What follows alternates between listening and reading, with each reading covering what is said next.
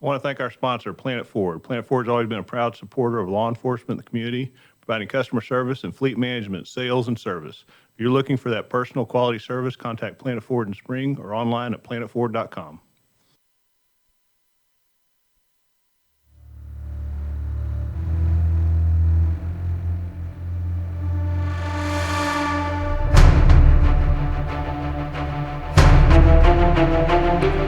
You're listening to Crime Scene Today. I'm your host, Dan Zentek, where we talk about current issues facing law enforcement, forensics, and crime scene investigation.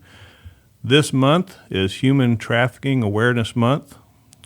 Trafficking in persons is a serious crime, grave violation of human rights, and every year thousands of men, women, and children fall to the hands of traffickers in their own countries and abroad. This day we have Tyler Dunman with us, who created and helped organize the Human Trafficking Coalition in Montgomery County, and then later moved on to the Institute of Human Trafficking. We're going to talk about all that. But Tyler, thank you so much for coming in, and I'm so happy to have you here with your current assignment being in Uganda. Just the fact that you're home in Montgomery County, and it's just great to see you and spend time with you. And just the opportunity we have with your expertise, your knowledge in this area. So just thank you so much for coming in. Absolutely. So to talk a little bit, I've known you for many years from your career at the Montgomery County DA's office, and I can tell you that when you left on your current assignment, there were so many positions and things that needed to be filled because of all the things that you had started and done, and to talk about some of those and to, I guess, just sort of, brag on you and address sort of your character is if you ever saw a problem in Montgomery County, if you saw something that people and citizens that needed help and something that needed to be addressed, it was something that you stepped forward and whether someone else helped you with the charge or you just helped them with it, it was something that you always did.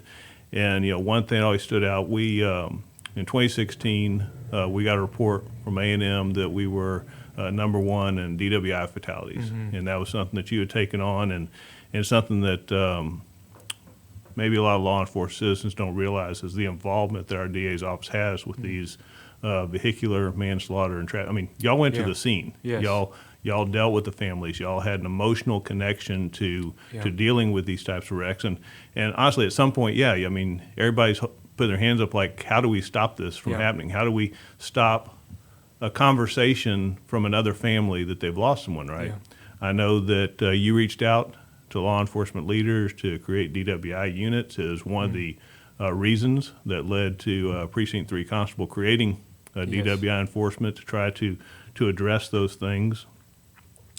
We worked many homicides together, and ones that we certainly hate working is child homicides, child fatalities, and there is direction by the state that there's a child fatality review board, and I know you took that on. Yeah. If you sort of can explain what that does, what a child fatality review team or board is. Yeah. So each county. First off, thank you, Dan, for having me on. This is great, and it's good to see you as well. And it's good to be back in Montgomery County in Texas for a little while. This is our home, and so we're grateful to be back. And so the Child Fatality Review Team is something that most counties are supposed to have and operate, particularly counties of the size of Montgomery County. And the idea behind it's a legislative kind of enacted process where each county gets together a multidisciplinary team to review each child fatality that occurs within the county. And there's a lot of reasons for it. But ultimately, what you're looking at is there certain environmental factors or other factors in your county that is causing deaths of children? I mean, it's simple as that. Obviously, anyone would agree that child fatalities or child deaths is a serious issue, and so the Child Fatality Review Team. The way it works in Montgomery County is we bring in law enforcement, prosecutors, our NGO, non-governmental organizations, health professionals, EMS, Montgomery County Hospital District, hospitals like Texas Children's, Memorial Hermann, and others, and we all kind of get around in a room, and each month or so we literally go through each of the child fatalities that have occurred in the previous year. And we're just studying them, looking at them to see, were there any issues that need to be addressed from a countywide system perspective, and see how we can work as a team to address those issues. Most of the fatalities that we came across obviously were accidental. We have, Right. If they were in a car fatality, if it's a SIDS death, if Yeah. a medical issue going on, all those are also reviewed, and luckily that was the majority Right. of the cases. However, the one thing that I know came up that we felt was preventable, that we kept seeing over and over, was co-sleeping. Yeah. Yes. And that led to us, which is the purpose of the team, is to identify, is there something in public that we can change that will save lives, and so I know that you helped develop the co-sleeping team, Right. Which really didn't involve law enforcement as much, and it really, to a point, really didn't involve the DA's office as Right. much as it did with some way to educate the public. Yeah. Quit sleeping with your kid. Yeah. Yeah, I mean, co-sleeping every year, I know you're on the team as well, and you remember it was our number one killer of children, hands down. And so what we realized, we had almost every hospital in the county represented on the team. And those entities realized that, hey, they could break off and start this co-sleeping team that we helped organize to begin maybe at getting all the hospitals on the same page. One of the things that came from the team is that the hospitals did not educate mothers and fathers as they exited the hospital in the same way. They didn't have a systematic approach to making sure people understood the dangers of co-sleeping with your child. And so that's been going on and still going, and those hospitals are coordinating those efforts to systematically educate each Well, other. I know, and there was another education thing missing, and that was what we found is that when a mother has a child at the hospital, they cram so much Right. information before they leave. I mean, it's here's sleeping was like the narrow Yeah. part of it. Here's your breastfeeding, your formula, all these vaccination things that you need to do. So here's this list, and by the way, in the past 24 hours you gave birth. Right. Okay, I mean, Right. so Yeah. they're exhausted. Yeah. All there is on their mind is getting home to a comfortable environment and listening as best they can to just this mirage of information. And so we felt it was something later, Right. It needed to be followed up on, whether it's when they got their shots, when there's pediatrician appointment, but visits. it had to be a constant conversation Yep. to try to stop that. And we also recognized early on that it was not uncommon. I mean, it was nearly everybody in the room, even the medical professionals, us, that at some point you had your child, you were exhausted, they finally fell asleep on your chest, Right. and you just didn't move Right. because you don't want them to wake up. I mean, we all had been there, so it wasn't that we were saying these people that this happened was bad people. We felt No. horrible for them. It's just how can we do something to educate and prevent this? Right. Yeah, child sleeping, had been a cultural thing. It's been something for many, many years that is viewed as good. And there still is a safe way to do that with the child sleeping in your room versus in your bed. But you're exactly right. It's one of those things that we're just slowly turning the tide on. Now, this was not the first multidisciplinary thing that you were involved in Montgomery County. So you were heavily involved in Safe Harbor. Yes. Certainly, many of your projects all dealt with protecting the children of Montgomery County and innocent victims to things. So we've had Victoria on from Safe Harbor, and she certainly has talked about things that they do there. But this, I think, sort of tied into us seeing victims of many times it was their relatives, but this also started moving into us seeing parents actually trafficking their own kids. I think probably the first, I won't say first indication, but it was part of this opening of this trafficking Right. series that we started seeing. Right. Yeah. Yeah, I mean, absolutely. One thing that happens when you get a lot of experts in the room, like an MDT does through a multidisciplinary team, through like Children's Safe Harbor, is, we begin to get to examine and dissect these cases better. And you're exactly right.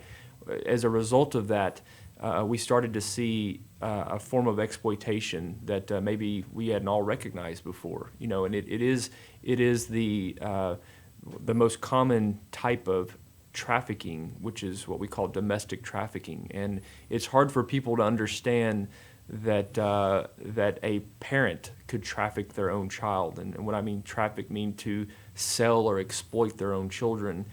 Usually sexually is probably the most common, but it could be forced labor. It could be a number of other ways that they exploit their children.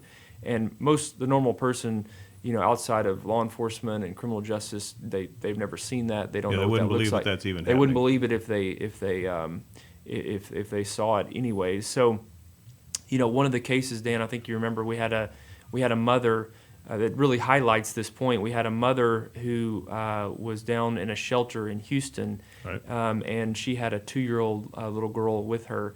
And our team up here was working, doing some undercover work, and made contact with her online, and posed as a older man in his 50s, looking to buy a child for sex.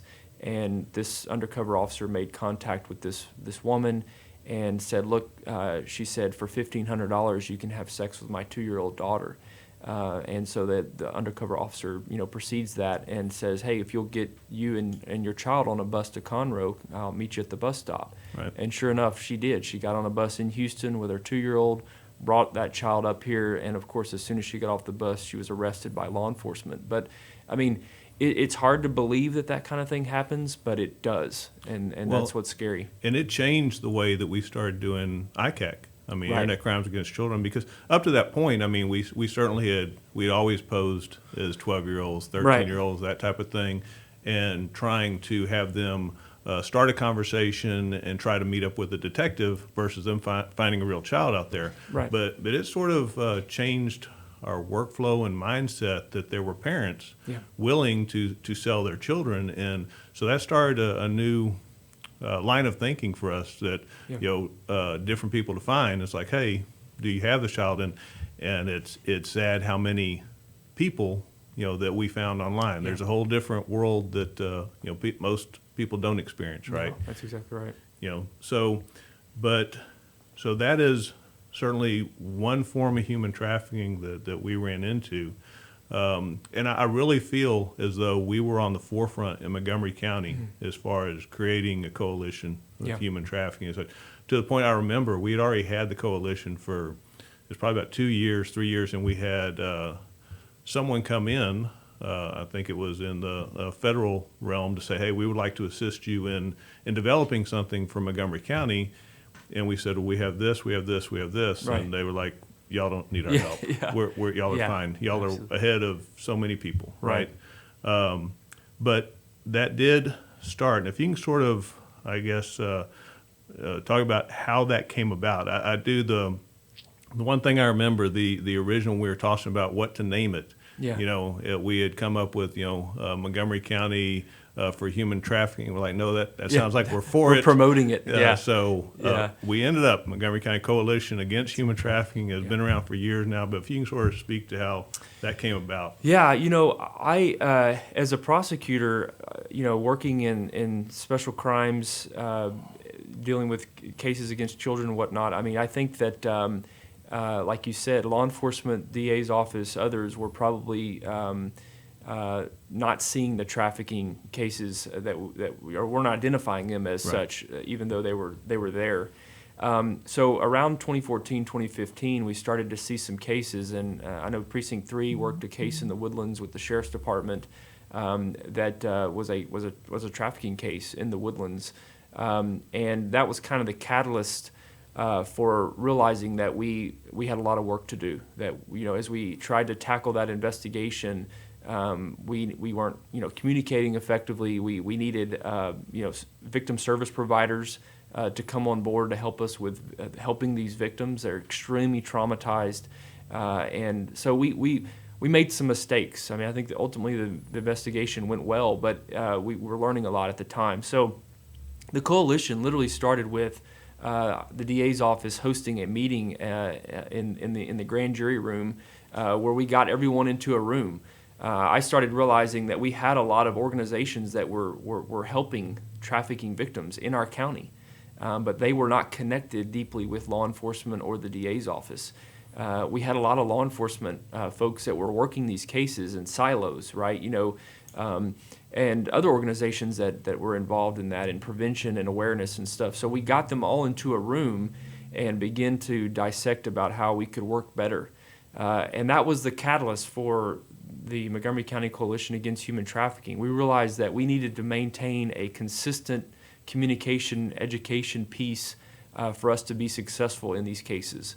I realized, and I know you and I talked about this before, but we realized, unlike maybe in some cases, trafficking victims are extremely traumatized when they get out of these situations, and law enforcement is not capable of helping them, guiding them in the way they need to be helped. They have to receive services from a victim service person. Well, and not entity. just that, but you have many that have been trafficked have been threatened in so many ways, Right. and they've been told. I mean, they've been taught, for lack of a better term, they've been taught, threatened, whatever you want to say.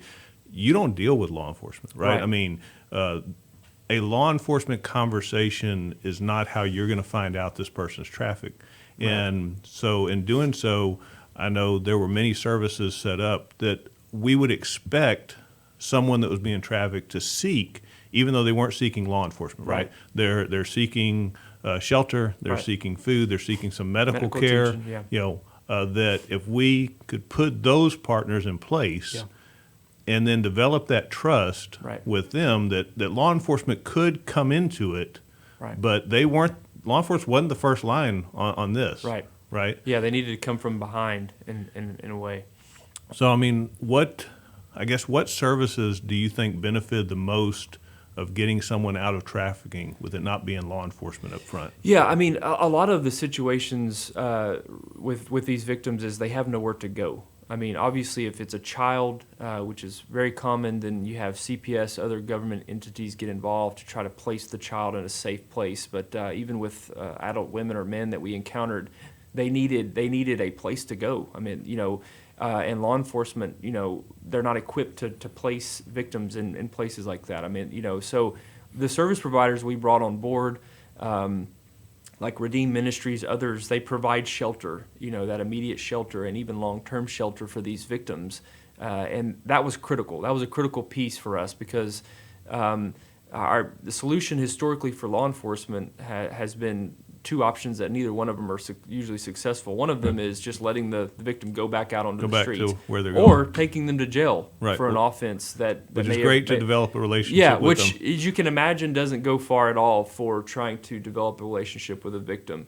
And there's still a lot of law enforcement across the country and even the world that take the mindset that they just will arrest the victim, and we're seeing that usually never works out to the benefit of law enforcement. Well, and bringing that up, that was another mindset change that I think really came with human trafficking is you remember the day that we would arrest a group of prostitutes, Right. and then we post all their pictures Yeah. in the paper that these are all the prostitutes that were out there in this Yeah. sting operation that was done.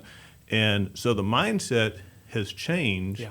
rightfully so, that, guess what? These women didn't want to be Yeah. prostitutes, right? Someone was forcing them to do this. These are victims, not criminals. Yeah. Okay, and I think that mindset has certainly changed. I don't see Yeah. the posters as Yeah. we saw before, Yeah. and when those things are happening, there's more of an approach towards the Johns Yeah. that are creating a situation where that is possible, and then if we gain access to getting them help, to having that conversation in some way, Right. and training the officers better to have that conversation versus there wasn't any training before. The training was if they were a prostitute and they were selling, then they went go to to jail, jail, right? yeah. I mean, just as any other crime, did it meet the elements and you put them in jail, right? Right. But that also seems to be, I think the next step, because so many people are focused on just the prostitution or sex trafficking part of human trafficking. And as awful by all means that is, that's not the only No. human trafficking that's going on. No, it's not. I mean, the other big sector that, particularly in the U.S., is involving forced labor. And those cases are a lot more difficult to detect. It usually, more often than not, that's where a lot of our male victims of trafficking, or it could be in the food industry, the agricultural industry, the day labor type of industry. And so we still are a long ways from having good strategies in law enforcement to attack those sorts of forced labor situations. One of them that's happening that I'm seeing globally is the awareness that's happening within businesses. Yeah. They're starting to be educated on trafficking, and maybe they don't even realize that their business practices or their down the chain vendors are using certain exploitative techniques in their work. And I, as a business person, they know they're getting a good cost. Yeah, they're a subcontractor. Right, exactly.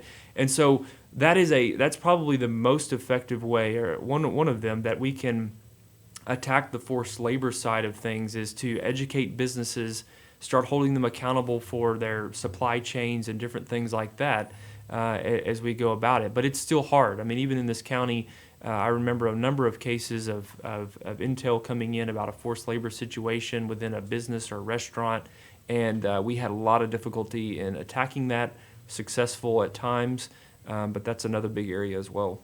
So how does the forced labor thing happen, I guess? Are these people that they're promised they're going to come to the U.S., or they're promised something for their labor and that just never ends? Is it? Yep, that's exactly right. I mean, a lot of them that we saw, particularly in the Houston area, they fall into the usually the agricultural farming type situation, the day labor type situation, where maybe they've been smuggled into the country. And smuggling is different from trafficking. Smuggling is simply bringing one or more people across an international border, right? And that's kind of it. It ends and there. Not expecting anything from you. Paid me money to get you here, and right. So people sometimes confuse that. Trafficking is more or less the buying or selling or the exploiting of the people once they get here, and that happens a lot of times, particularly from Mexico and in our region, where folks will come into the country legally and they're told, "Hey, you've got to work for me, for 6 months, a year, 2 years before you pay off the debt that you owe me of coming here." Well, so they end up, they do whatever work they're told. They may work domestically in a home for a family where they're not paid, and that can go on and on and on, and they never get out of that. And it's more or less having a slave that works for you for free to pay off some false debt or something that goes on. I mean, that's typically how it starts. It's someone paying off a debt or something that ultimately never ends in an actual employment engagement. Well, and we've certainly heard it's referred to as modern day slavery. Right. I mean, and I remember a case, I don't remember if it was in Houston or one of the suburbs of Houston, of a caregiver that, again, they locked in the closet. Mm-hmm. They hardly gave food, but was raising like their 5 children type of thing. Yes. And that went on, I want to say, like 13 years, 15 years. I mean, it was some, astronomical time that you couldn't even fathom that this is happening in a general suburb that we would think, in this area it'd be something similar to the Woodlands or whatever, that this is happening next door, and that there's no clue, there's no sign that this is going on. I mean, they are not allowed to leave the house. They don't even know someone else is in there. Right. Yeah, I mean, it's very hard to detect. As you know, a lot of times law enforcement begins initiations with citizen reports and tips, and that's very key of human trafficking cases. If it's sex or labor or whatever, usually that's the best way for law enforcement to begin working on a case like that, is to get a tip and begin to develop intelligence along the way. So, as you've mentioned, citizens being alert, looking around for things that don't look normal is really key to fighting human trafficking. And to pause for a moment there, I have the numbers in front of me for the National Human Trafficking Hotline, which is 1-888-373-7888. Again, that's 1-888-373-7888, or text 233-733 with help or info. Mm-hmm. If you believe that you have information related to trafficking, and certainly if you believe that someone close to you or you yourself are a victim, reach out. And if you don't remember the numbers I was telling you, you can call your local law enforcement, get in touch with the local shelter. Those people also help you. So where do you see, I guess, the next phase in the U.S.? And I know the U.S. is certainly different than what we're about to talk about, where you're in Uganda, but how do you see the difference of what's happening here, the next stages of helping with trafficking in the U.S.? Yeah, that's a good question, Dan. I mean, I think, as you mentioned, Montgomery County has done a great job with law enforcement, with folks like Ryan Gable and others, the sheriff, DA Brett Ligon. I mean, so we're staying on the forefront of this, which I think is unique. Even within Texas, there are still many, many counties and others that are still far behind. So we're not fully grasping some of these strategies and attacking human trafficking within their regions. So we have a long way to go with that. We need more law enforcement training each other, more DAs being aggressive in this area, being open-minded to, like you mentioned, whether someone's a prostitute or an actual victim of trafficking. I mean, to you and I, that sounds logical, but we're still fighting an uphill battle in a lot of parts of the country with law enforcement who haven't turned on to that yet. So we have a lot of educating to do within criminal justice stakeholders. We need a lot more folks involved in the care piece of victims and rehabilitation. As you know, even in Montgomery County, we sometimes would suffer with having available places to put victims. I mean, and so we need a lot of government funding to help these NGOs develop these shelters that can do a good job of that. And it's tough work with these victims. So, I mean, really, we're still working to build out the foundation of the things that we need across the sector. Proactive enforcement tactics, knowledge, training, community awareness pieces. Again, Montgomery County does a good job in that area. The coalition does a good job. But across the country, we're still struggling with those things. I think one of the hardest things is these are not, so what we normally see, like we see a family violence victim, we see a victim of sexual assault, we see what we expect to see as a victim, someone who is hurting, someone who's crying, someone who's asking for help. And that's very rarely the case in human trafficking. This person's not going to come up and ask for help. I mean, some do, right? Yeah. I mean, that's very rare, but most of these, and so when you have those non-government agencies, the ones that want to help, but this person is cussing them up and down saying, leave me alone, quit bothering me, because their only goal is getting back to whoever's trafficking them, whether it's based on threat, whether it's, based on them feeling mind-washed that this is the only life for them, that they're worthless otherwise.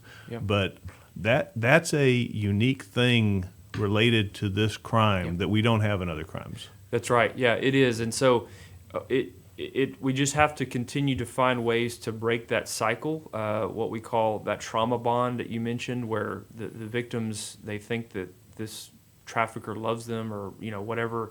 There's different manipulation that's happening there. So those service providers are key. That's not really law enforcement, prosecutors. That's not going to be our area of We're not going to help victory. with that. Yeah, we have to understand it and participate in it, but we have to continue to empower and support financially. Those that are making that contact with victims and trying to break that cycle and chain so that we can ultimately put the trafficker in prison and rehabilitate that victim. Well, I mean, you set the foundation and certainly helped with gathering the right people. And as you said, those people have done an amazing job in Montgomery County before you decided to take on the world. Okay? And so you, I guess, were contacted or however it came about that you got the Human Trafficking Institute. Yes? Okay. So what is that? And obviously it led to you taking on things other places. So yeah, man. The journey to where I'm at in Uganda is an interesting one. Obviously, I'm a man of faith, and so it's one of those situations where God opens doors, and you're either going to be obedient or you're not. But my wife and I had been going on some mission trips to Africa in the last several years, and really enjoyed it. Weren't doing anything related to human trafficking. We were doing different things. I had been to Uganda a couple of times, kind of really I don't know, felt a sense of call there and wanted to invest in there in some way, in that country in some way. The needs are so great there, as you can imagine.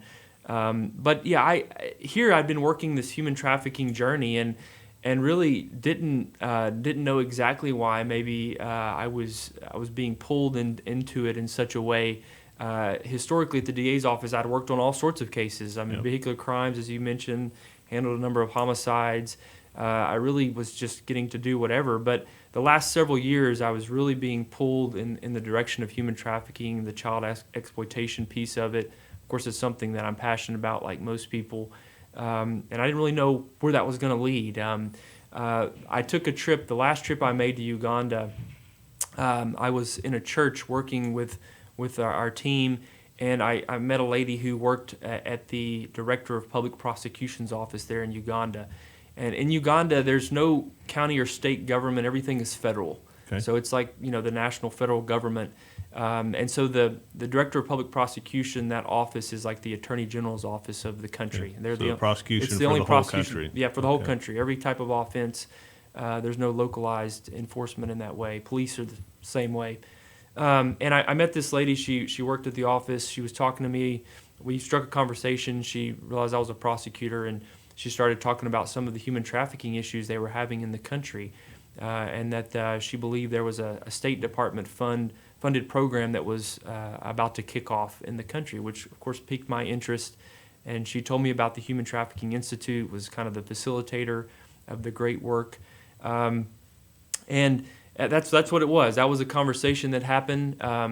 I get back to the U.S. I look up the Human Trafficking Institute, which is a non-government organization that is focused on police and prosecution, investigation, prosecution of trafficking by working within foreign governments. And it's to empower them, to help them with best practices, and try to make them more effective in that way. And they were working in Uganda, which I thought was really interesting. At that time, they didn't have anything posted for a job or whatever. But a couple months later, they posted a job for a position. They were looking for a current or former prosecutor who had worked in trafficking, who understood it, to be their special counsel to work within the DPP's office, so within the prosecution office there in Uganda. And honestly, when I saw the posting, as I told you before, I mean, I knew that I needed to apply for that. And I told my wife, I showed it to her, and we both knew what was about to happen before I even applied. And I don't mean that in an arrogant way. I just felt it. Yeah, there. I mean, I felt that was something that was going to happen. So I did apply, and after a process, ultimately, was offered the job. Which then led to the difficult decision of leaving a job that I love tremendously. I mean, we prayed about it and ultimately made the decision to move our family and to accept this position in Uganda. It's been powerful for a lot of reasons. Personally, faith-wise, our family. There's so many things about it. But so I work for the Institute, Human Trafficking Institute, as their special counsel to the DPP. They're on their international crimes human trafficking team. I work with a team of directly with about 6 prosecutors in country. They're Ugandan prosecutors. And we, work to go after traffickers in the country. Most of them are domestic. Some of it's transnational, where Ugandans are being trafficked out of the country to the Gulf states, Oman, Jordan, different places like that. They get there, and then they're forced into these sexual exploitation or forced labor situations. A lot of the case, though, that we volume is domestic within the country. Very similar schemes to what we see here in the U.S. So it's not been a lot of overlap from what I was working here. They do have some different types of cases like child sacrifice, child marriage, cases that I, of course, have never dealt with before. Luckily, yes. Yeah, luckily, that have been just, mind-blowing at times. So to step back for a sec, sort of give us the demographics, geography, just about Uganda. Yeah. Right? Yeah, Uganda is a country of about 45 million people. It's in East Africa, near Kenya and Tanzania, the Congo. It's one of the smaller East African countries. It's about the size of the state of Oregon. So it's not a huge country geographically like some of those East African countries are. It's right on Lake Victoria, which is a huge lake. I think it's the third largest in the world there. But so demographically, it's got a lot of folks that live there. Most of them speak English. They were occupied by Great Britain up until the 1960s. So they really are a relatively young country from that perspective of being on their own after being colonized. But they speak English. They speak Luganda. They speak some other languages, tribal languages. There's hundreds of tribes that have lived and worked throughout the country. It's mostly religious, Christian and Muslim, probably about 50-50. It's one of the unique countries in that these religions, work and live together relatively peacefully, which I've been fascinated by. So as far as the economics of their, I understand, very poor country. Yes. So what's their product? I mean, what do they do to survive in this country? Yeah, so it's usually between the 10th and 15th most poor country in the world, based on their GDP and things like that. But they're farmers, agricultural by trade, so they're exporters of tea and coffee, rice, other things that they export out. That's kind of the driving force, always has been. I mean, of course, now as they have slowly begin to develop, they're doing other things. There's other business aspects there. Recently, there's they found oil there and things like that, but it's yet to get off the ground. Development of that sort of thing, but I mean, it's limited. I mean, that's the thing. It's a landlocked country. Which really hinders their ability to export from a good economic viable standpoint. Everything goes through Kenya or whatever, which causes them a lot of difficulty. And so it just remained to be an undeveloped country in a lot of ways because of that lack of resourceful industry that they have. So I gather this plays a huge factor in the ability for human trafficking. Absolutely. And I would imagine the lack of cooperation that y'all have prosecuting. Yeah, I mean, what we call push-pull factors is kind of like why are people being trafficked into the country and why are people being trafficked out? And one of the reasons people are being trafficked out of the country is because they can't find work. Right. So these recruitment companies that operate in the country, they sell them on these great Easy jobs. targets. Yeah, easy targets. I mean, and millions literally that are looking to find work, support their family, which is understandable. So they take these jobs into these other countries. It's very risky. They know it's risky a lot of times, but they go there and then they're forced into sexual exploitation, things like that. Same is true domestically, where you have parents that will force their child, young girls sometimes as young as 8 or 10 years old, into a marriage and a sexual exploitation situation with a 50, 60-year-old man who's wanting to marry a child, and the parents will facilitate that because they will receive a dowry and some money. It's a financial gain. It's a financial gain. It's one less mouth to feed, and we've now, and we benefit financially from that. And it's not much, but it's something.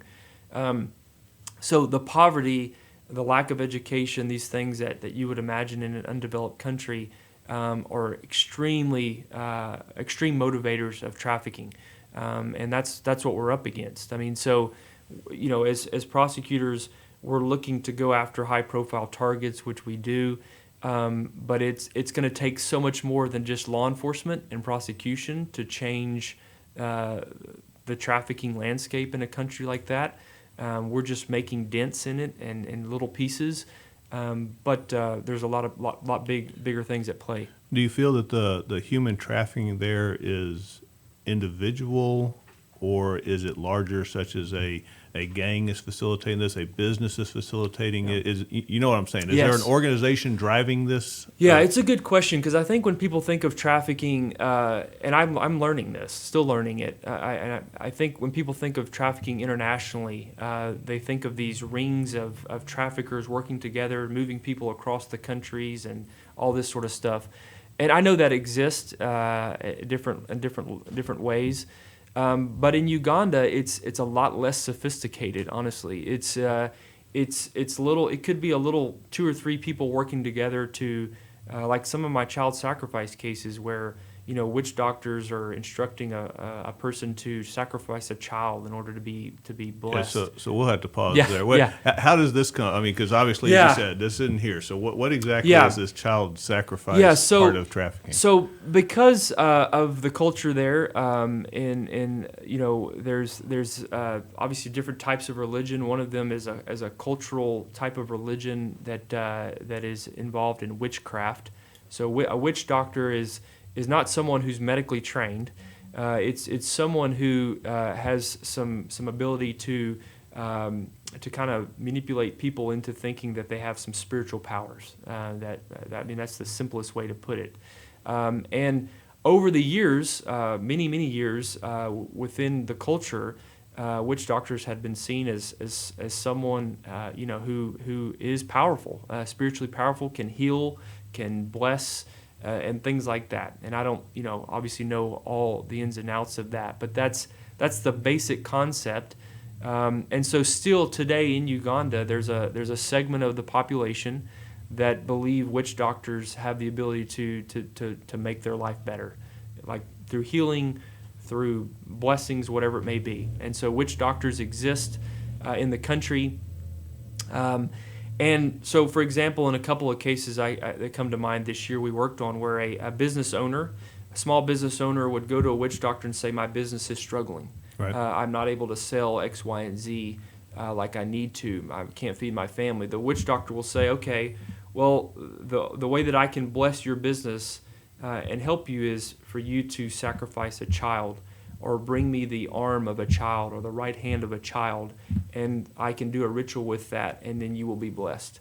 That sounds crazy to us. Oh, it does. It's like there's some form somewhere, like this equals this, or whatever. It really is. It's crazy to think about. But the Ugandans, based on these deep cultural roots, some of them believe that, and so they will follow through with what they're instructed to do. So we had, within a couple of weeks, we had a couple of young girls, 5 years old, who were trafficked for the purpose of them being sacrificed, and they were beheaded, and it's all part of a scheme of 4 or 5 people abducting the child, transporting the child, and doing that. So I mean, this is, I would gather that, again, it involves kidnapping to the side that no one's handing over their own child in belief of the witch doctor, are they? Well, no, that's more unusual. They'll sell their children for other things, but it's not common that they would sell their child for purpose of the child being sacrificed. I wouldn't say that's never happened, but typically, yes, the child is being abducted, removed from their setting, moved to a different city within the country, and then that's when the ritual kind of takes place. So, I mean, so as far as these witch doctors, I mean, obviously are these cultural, they've come up, as you've said. Is there some type of financial gain this witch doctor has from this, or is it just the power that they have as like a leader of Yes. their? Yeah, no, there's not really a financial gain other than they maintain their power, and I'm sure they use that power in order to stay financially stable and within the community. It's more of just maintaining the spiritual power they have within the community. One of the things that's been interesting historically, prosecutors and law enforcement have feared witch doctors in going after them for different things, because the witch doctor might put a curse on them or something, right? And that's not as prevalent now, obviously. But even this year, we had a couple of cases where I'm sitting down with law enforcement and I'm saying, okay, we've charged this person with trafficking based on this scheme. Why aren't we charging the witch doctor? And they wouldn't go after the witch doctor. They've hesitated, and then once we walk through the law and show how it's appropriate for us to go after them in this way, they get on board and they move on it, but it's not their first thought because that's not how they've always done things. And there's some fear of retaliation there at some point. So now you've talked about the prosecution. I'm just curious, as a country, their handling of it and disposition, and obviously it's my lack of knowledge of Uganda, but I mean, do they have jury? Do they have judge? I mean, how do punishments come out, and how does, I guess, is it strong punishment? Is it light punishment for these type of crimes? Yeah, no, good question. So the Ugandan have the Prevention of Trafficking Persons Act, which is based on a UN protocol from about 2000, and the law has been in effect in Uganda since 2009. So really, it's relatively new. They're still figuring it out, but it is a well-drafted law. For trafficking a child in any manner, it's a capital death offense. So it's as stringent as you can be. And a lot of the other types of trafficking, even with adults, it's a capital life offense. It's very serious. It's a well-written law, and so within the judiciary, most of their trials and cases are handled by a judge. They have something that are called assessors, which is like a jury. So if we go to trial on a case, we have the judge, and then they'll have 4 to 5 to 6 assessors, which are people from the community that come in. And you might find this interesting. What they do is, after the trial is over, the assessors will deliberate. They'll make a recommendation to the judge about whether the person's guilty or not guilty. The judge can rely on that or disregard it altogether. Okay. So that's kind of the difference there in how things flow. Most of the time, they do take into account the assessor's decision, but not always. And then the judge has sole discretion in punishment. And so what I've seen is we have a long way to go of getting our cases across the finish line to conviction and punishment. A lot of the judges in the country still need a lot of educating in trafficking, much like this country, to understanding the trauma dynamics and things like that. But they have the ability to do some serious punishment on traffickers, and they have done it.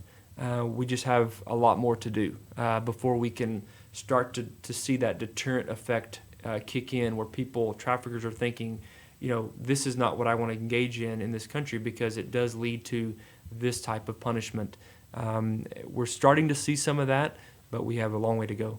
So as far as deterrent is a factor, and obviously a much longer debate and different show as far as death penalty stuff and whatnot, but obviously a complaint in this country after verdict and appeals is how long someone stays there. So in Uganda, do they have appeal process? Is there a extended length of time if someone is sentenced to death?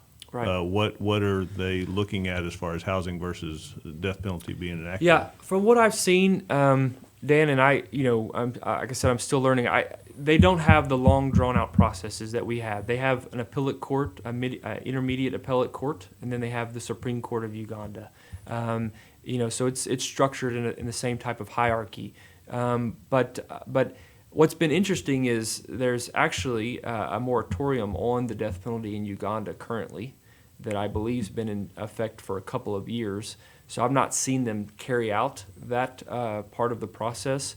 But from what I understand in talking to prosecutors, they do not have a long drawn out. You can appeal. Sure. It's not mandatory like it is here. You can appeal, but quickly those decisions are made and the punishment is inflicted.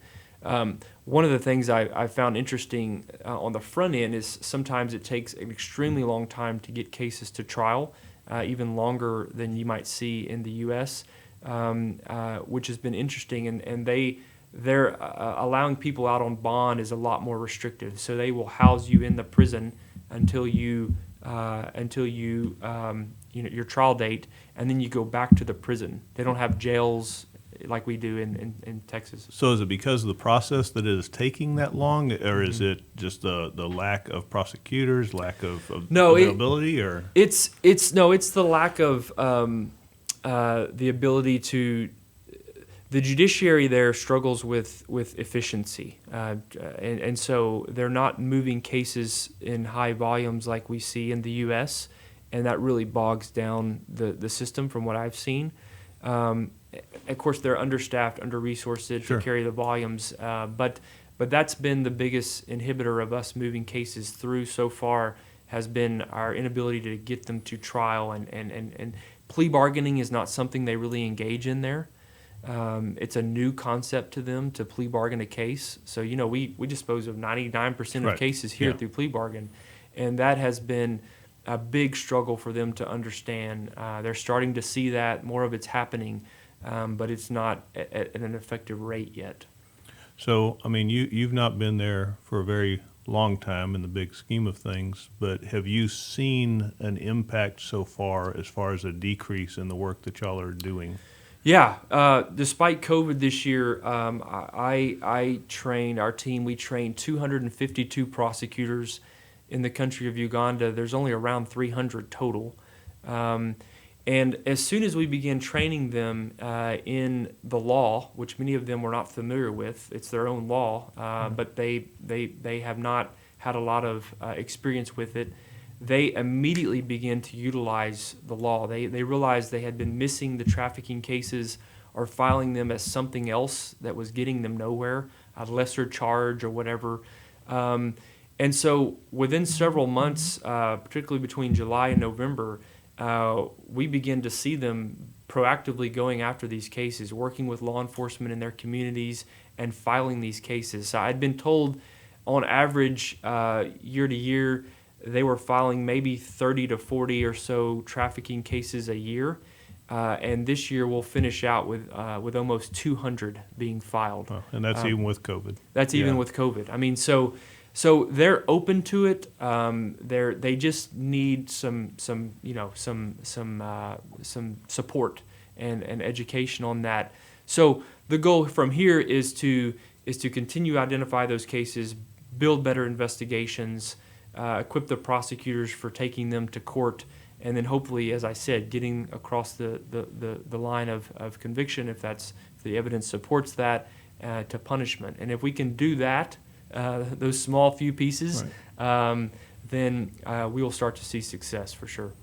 Now, what's happening in Uganda, I know you're surrounding close, is that team, do they sort of take what you have and they have taught others, they learn to go further?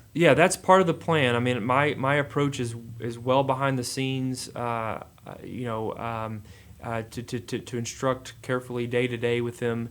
But yeah, ultimately, I want to work myself out of a job. That's the model of the institute. We're not long term, there to support them and do their Give them work. a structure and have them go. Show them some things that may work to help them be effective in a very diplomatic way, and then we let them take it, and that's the goal.